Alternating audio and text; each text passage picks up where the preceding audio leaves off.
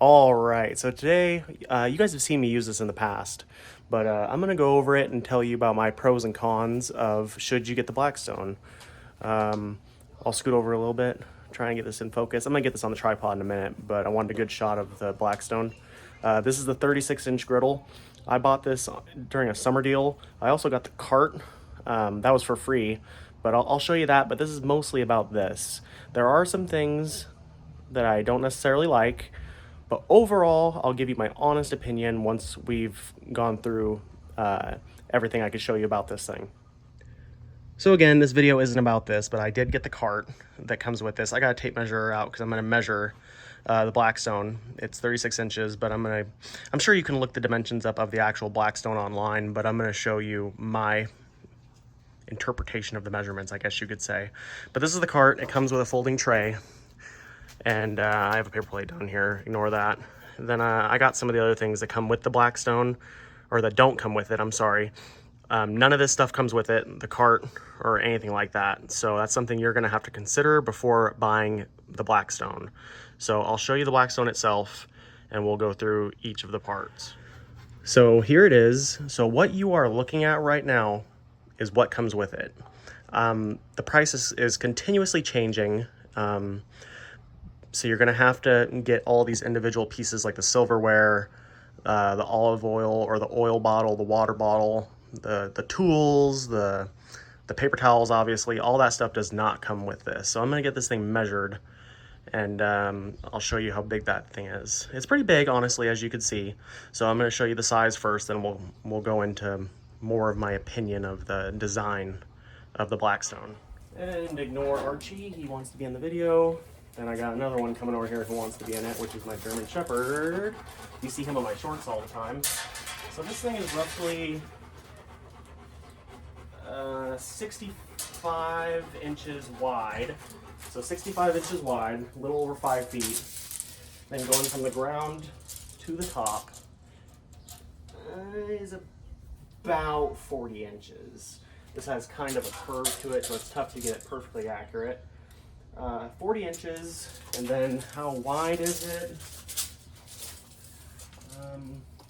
Give or take about, with the handle on it, you're looking at about 24 inches wide. So those are my dimensions for it. Now I'm going to kind of show all the features of it. First thing I want to point out is the wheels down below I think are designed pretty good. They have two, or actually, I'm sorry, this one has the 4 locking casters on the bottom, so you can lock all 4 wheels. Sorry for my neighbor's kids being loud, but they're out there playing in the pool. But this is, again, 4 locking casters, which I really like. The cart over here only has 2 locking casters, but overall, I think both those designs are really good. I haven't had no problems with that. So let me get the camera turned around here. So as you can see, this has 4 burners on it. It also has the little tray. I don't use it a whole lot. Stuff naturally falls down in here. As you can see, mine's a little bit dirty and I just cleaned it, but I used it yesterday. But overall, I like that design. I would probably get a mat or something to put in there before I put my utensils in it, just because I don't want the grease and stuff dripping through onto my patio. Next, I'll get over here. All of these come with kind of a trash can holder. As you can see over here, my cart has that, which is pretty full because I use it a lot. I don't really put the trash can on this. I think this design is pretty good for the trash can. As you can see, it has a little screw right here. I'm gonna try and tap the camera so I get a little bit better focus. There we go. So this is the same as over here, obviously, but you just lift up and this folds down. And then on the other side, we have the paper towel holder. Now, one thing about the Blackstone is you are gonna go through some paper towels, quite a bit of them. All it does is just go on there and sits right there. So I like that feature that it has that. Next thing I like is the design of the propane holder. It's suspended in the air. It has a little gripper right there that you just slide your propane tank onto. And then obviously this screws in. Now, this brings me to my next point of assembly for this thing. The assembly is challenging. It's not hard, but it's gonna take some time to get this thing put together. You're gonna put a day's worth of effort probably putting it together. Overall, I like the design. I think it does really good. I think it's sturdy once you get it all put together. But one thing that at least one thing I'm gonna mention that I don't really like, it's not bad, it's not a deal breaker for me, is the design of these trays. They're kind of tough to get in and out. You have to get these bolts pretty tight.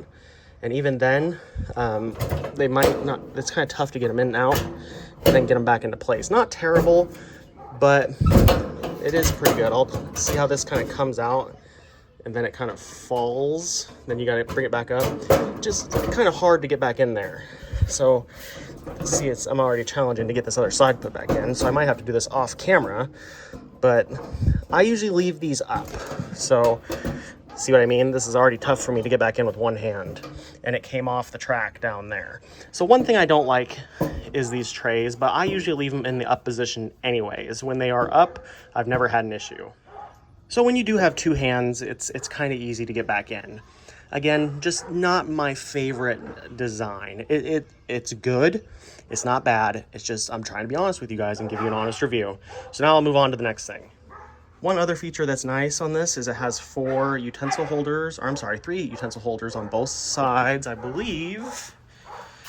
Yep, 3 on each side. I apologize for my neighbor's animals being loud, but I got to work with it. So next thing I'm going to do is I'm going to open this up and give my next impression of the design of this. Okay, overall, this lid I really like. It gets dirty really easy. I just wiped it down before I came out here, and it's already got some stuff on it. No big deal, just got to wipe it down. I like how much cooking surface it has. I think it's good for feeding a bunch of people. I'm gonna move this over just a little bit. This right here is your igniter. I like this. It has a screw design, which I can't really get it. There we go. You just screw it out, and then one battery goes in the inside right here. I already have one in, so I'm not gonna take it out. Then you just screw this thing back on.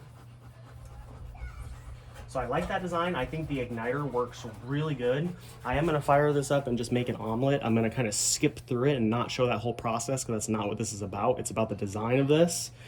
What I'm already noticing that's gonna be a trouble for this is leaving this outside in the elements. Just because of this, I guess it's kind of like cast iron. You're gonna need to use some oil on it, and you're probably gonna need to turn on quite a bit in the winter. I'm probably going to get one of those silicone covers to help protect this, but it's not even winter here yet, and I'm already noticing some areas that are struggling with overnight moisture, so I'm going to kind of show you that. So some of these areas, I actually just took care of this yesterday, but they were a little bit worse last night. You can see little spots on the sides start to invite rust. All I do with that, I have a little torch. I just heat that up and I rub some oil on it. So something to consider is probably turning this thing on a few times during your winter every now and then, and just putting another coat of surface oil. I need to wipe my grill down one more time, just opening this and stuff fell on. But again, right here, this was a lot worse yesterday. Not bad, but enough to be something mindful of that you need to take care of during the winter. I would not just leave this thing stagnant all winter long. You're gonna need to ignite it, then rub some more oil on it. So my next thing I'm gonna show you is actually this drip tray. Now this is both a flaw and a positive in my opinion. I like where it goes. However, one thing you gotta consider is your drip tray is right down here. It just attaches in the back, but a lot of your debris, if you're pushing it, which you're gonna be trying to get this clean as fast as you can, a lot of it is gonna fall down in your lid right here, which isn't necessarily a bad thing. And I think Blackstone considered this because if you see here, your lid is attached on both ends. So you can just grab this, pull it up, and then clean it. So I like that design a lot. I don't have too much complaints about that. You just gotta lift your lid off and clean it. So I'll pull this down and kind of show you. And this is where your tray goes. It just has a little catch tray in here and a little catch pan that just attaches into the back of it. So I really think I've showed you all my pros and cons of the Blackstone, and this is the 36-inch one. So now the question is, do I recommend buying it? And I think the answer is yes. I think this thing works fantastic. I use it all the time. And even with 4 burners, I'm finding that my propane is lasting a long time. I haven't even gone through my first tank yet, and I've cooked a lot of things on this. So now I've already done a video of making an omelet in the past, but I love making those things. So I'm gonna wipe off the top of my grill, and then I'm gonna just show a little clips of me making an omelet. Like I said, guys, this is not a how-to cook an omelet. I'm just showing you kind of a speedy of me making something on this. I've done a video of making an omelet in the past. I'm also gonna post a link to everything I'm using down below so you can get started. I do receive some form of payment from Amazon if you make a purchase. It does cost nothing more to you. It's not required, but I certainly appreciate it, and it helps support my channel. So all you gotta do is get your gas turned on down below.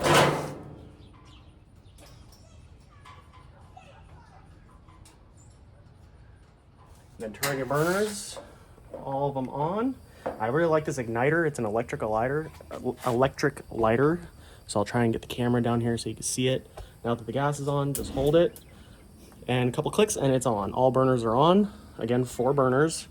Now I'm gonna get these kind of turned down to a low. And now I'm gonna kind of do a speedy process here, but all you do, put a little bit of oil. You gotta use oil quite a bit on this. But mine is very, very, very seasoned, so do not make an omelet for your first one. I made a video of what I made first. You want to make simple recipes. There's a bunch of videos out there, and I did a video, so that is my advice, because it will stick and you will have problems. So now I'll just make some short clips of me making this.